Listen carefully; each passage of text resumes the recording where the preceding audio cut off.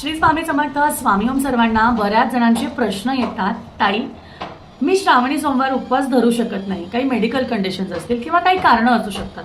हरकत नाही, जी लोक उपवास धरत नाही ना त्या लोकांना जी लोक उपवास धरतात त्या वेगळ्याच नजरेने बघतात. अरे श्रावणी सोमवार आहे तरी पकडला नाही, असं नाही आहे. त्यांचे काही वेगळे वेगळे हे असू शकतात की ते उपवास तो करू शकत नाही किंवा त्यांचं मेडिकल कंडिशन असू शकते.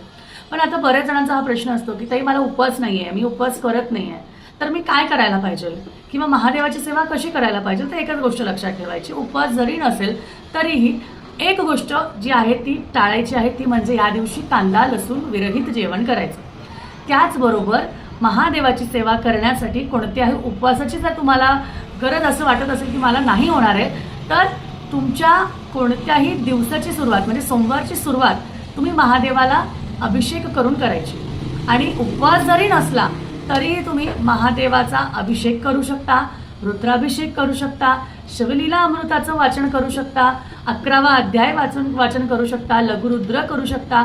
फक्त आणि फक्त तामसिक भोजन करायचे नाही. उपवास केला नाही तरीही चालेल, पण सेवा करून मग तुम्ही तुमच्या बाकीच्या गोष्टी नक्कीच करू शकता. आणि सगळ्यात महत्त्वाचं, जे काही कडक नियम असतात ज्यामध्ये ब्रह्मचर्याचं पालन असू दे किंवा परान्न असू दे, हेही थोडं टाळायचं, कारण याने आपल्याला सात्विक असे फळ मिळतात. त्याचबरोबर या उपवासाचे जरी आपल्याला म्हणजे आपण उपवास नाही केलाय तरी सुद्धा आपल्याला त्याचे चांगले अनुभव दिसून येतात. श्री स्वामी समर्थ.